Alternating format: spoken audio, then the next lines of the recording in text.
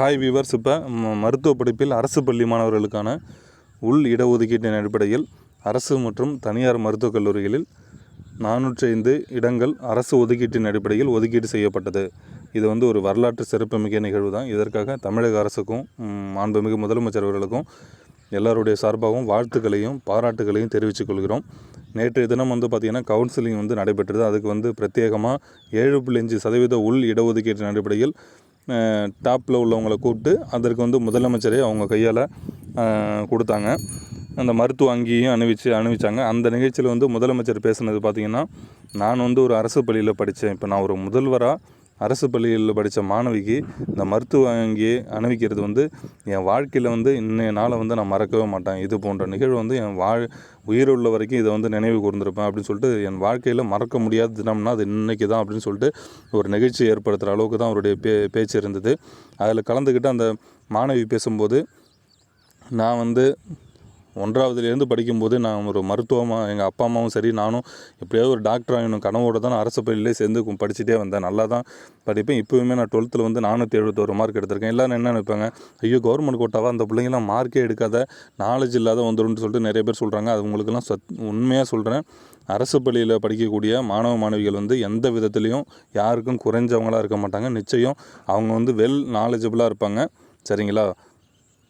அதே போல் கிராமப்புற இல்லை இந்த அரசு பள்ளியிலேருந்து படிச்சுட்டு போகிற மாணவர்களுக்கு அந்த டாக்டர் ஆகும்போது அவங்க சேவை மனப்பான்மையோட நிச்சயம் வேலை செய்வாங்கங்கிறத மாற்று கருத்தே கிடையாது.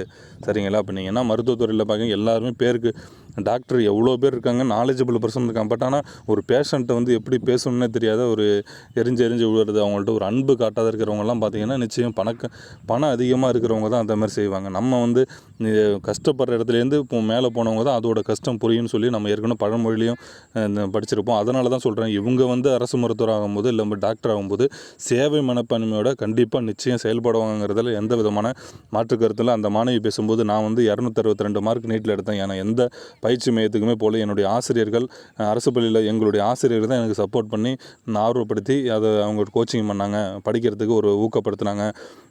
நிச்சயம் எனக்கு நான் போனேன்னா ஒரு இதெல்லாம் பார்த்திங்கன்னா அங்கே மேடையில் பேசலை. பட் ஆனால் மேடையில் அவங்க பேசுனது கம்மியாக தான் பேசுனேன். அதன் பிறகு வெளியில் பேசுனது தான் இந்த இது. சரிங்களா? நான் வாழ்க்கையில் அவங்களும் அந்த பொண்ணை தான் சொல்லிச்சு, நான்லாம் கனவுல கூட எதிர்பார்க்கல இந்தமாரி அரசு மருத்துவக்கல்லூரி சீட்டு கிடைக்கும், நம்மலாம் டாக்டர் ஆக முடியுமா அப்படிங்கிறதே ஒரு நினச்சி கூட பார்க்க முடியல அப்படின்னு சொல்லிட்டு முதலமைச்சர் அவர்களுக்கு நன்றின்னு சொல்லிட்டு ரொம்ப எமோஷனாக பேசுச்சு. அவங்களுடைய பெற்றோர் பேசும்போது இன்னும் கண்ணீர் வர வைக்கிற மாதிரி தான் இருந்தது. அவருடைய பேச்சு பார்த்திங்கன்னா, என் பொண்ணு எப்படியாச்சும் டாக்டர் ஆக்கணும்னு சொல்லிட்டு நாங்கள் 1ஆம் வகுப்புலேருந்தே அதை தான் நினச்சிட்டு இருந்தோம். ஆனால் என்ன பண்ண போகிறோன்ட்டு ஒரு பயமே எங்களுக்கு இருந்தது. எப்படியாச்சும் நம்ம பொண்ணு நல்லா படிக்க வைக்கணும்னு நினச்சிட்டே வந்தோம்.